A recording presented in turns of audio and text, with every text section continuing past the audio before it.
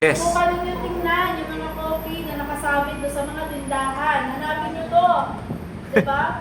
Magkano lang ang difference nitong coffee natin sa coffee binibenta sa labas. May health benefit pa yung coffee natin. Tama ba? Yes. So, ano bibili nyo?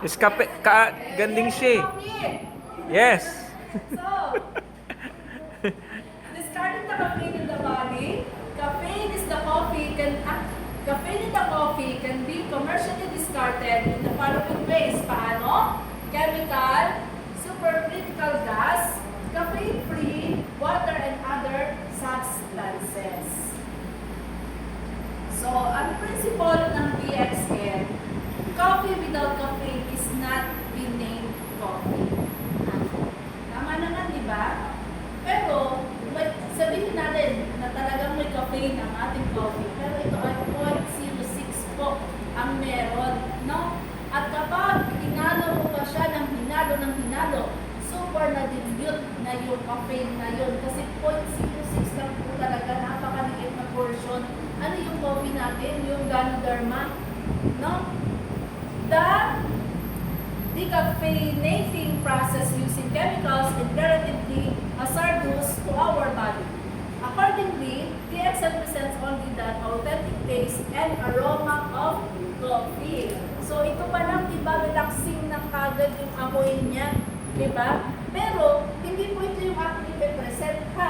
Abang-abang po tayo dahil meron pong lalabas dyan na isang klase ulit ng ating coffee na talagang ating i-feature ngayong araw na to. Yes. Coffee can be served in many ways such as, black, just coffee and water. With milk or cream. O diba, natikman nyo na ba yun? Yung may mga ganon. Sweetened with sugar or flavored syrups. Yan. So sa ating mga level up na mga coffee, ay may mga ginagamit na po tayong mga ganito. So benefits of coffee, i-increase niya yung energy and alertness. Ayan, alert to, di ba? Yan ay subok naman ng ating mga partner sa buhay. Caffeine contains caffeine, a natural stimulant that helps reduce fatigue and improve focus, reaction time, and mental performance. Kaya nga, kapag tayo ay mahalaga yung ating mga pangkabuhayan, napaka-importante talaga na sinasabay natin or binibigyan natin sa ating mga mahal sa buhay itong mga ganitong klase ng mga beverages. Kasi tingnan niyo po yung benefit na pwede nilang ma-benefit para dun sa pag-inom ng coffee.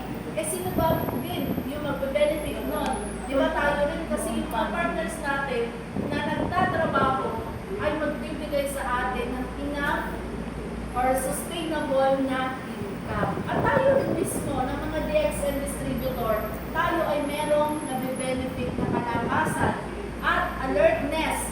Ano nga bang trending ngayon? O diba? Paano nga ba ako makakasabay? Ito yung mga bagay na magiging tools natin para may push tayo sa ating pag-DXN. May improve brain functions. Regular coffee consumption has been linked to a lower risk of neurodegenerative diseases like Alzheimer's disease and Parkinson's diseases. So ngayon, dahil nga po ang dami na may mga problems sa sugar, so kapag hindi nabigyan agad ng focus or hindi na-prevent or hindi na-control ang problema sa sugar, ito po yung magiging end result. Alzheimer's, Parkinson's, ayan. So, sa mga bagay na binibigay natin sa kanila, na everyday routines na pinapainom natin sa kanila, kapag ito po ay nasustain nilang naiinom, napiprevent yung paglala papunta dito sa mga sakit na ito. Gets po? Yes. Yeah. Support heart health in moderation.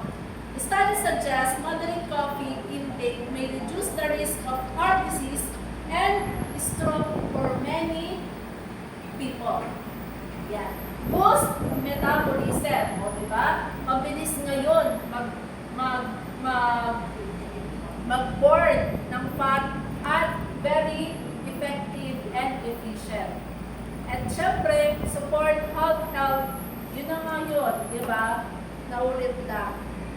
Benefits are generally seen with moderate intake about 1 to 3 cups per day. Why drinking coffee? So, to feel more awake. Yes. Coffee contains caffeine, which stimulates your brain and reduces feeling of tiredness.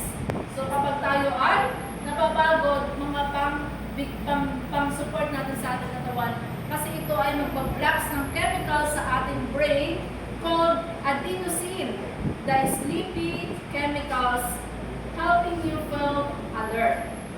At syempre, mag-i-improve siya ng ating focus and productivity. Many people drink coffee while studying, working, driving, and doing tasks that need concentration. Yan tayo di ba? Sanay tayo sa mga multitasking. Ito, tutulong tayo sa pamamagitan ng pag-inom ng coffee para tayo ay magkaroon ng alertness, focus, and productivity. It can improve reaction time and mental performance. Coffee is the most popular drink in the world. Sabi nga sa world consumption, over 500 billion cups every year. Diba? Ang lawak pala talaga ng ating negosyo, diba? Kasi hindi lang pang low class, kundi pang class talaga. Diba? Sabi nga, sophisticated. So, producer, annual production, tapos ang ating consumer average daily index per person.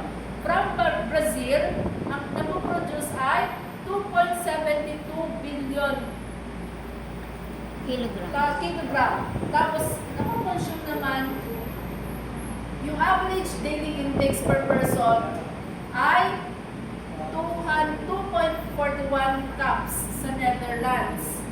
Sa Vietnam, napoproduce ay 1.65 billion kilograms at kung napoconsume naman sa Finland ay 1.85 cups. Sa Cambodia, 750 million kilogram. Sa Sweden, ang consumption naman niya ay 1.36 cups. Indonesia, 540 million kilogram. Sa Denmark, ang consumption niya ay 1.24 cups. Sa Ethiopia, 397.5 million kilogram. And then sa consumption naman ay sa Germany, 1.2 cups. Top 5 beverages consumption in Malaysia. So, number 1 is coffee, 60.83%. Ang tea, 60.12%. Ang juice, 54.18%. And regular soda, 41.66%.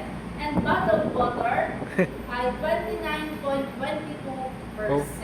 Marami pa ang kape. The caffeine in coffee stimulates the mind strategically to help us stay fresh and focused at work and make us prepare to face any challenges ahead. Diba? So, magbibigay kasi siya ng alertness sa atin.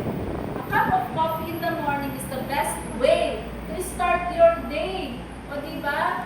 So, pagising mo pa lang sa umaga, uminom ka na kaagad ng coffee before heading to your work or kung saan ka man pupunta, kung sino man ang kausap mo. Para it is also sustainable as a drinking companion during lunch or afternoon snacks. Ayan. So, introducing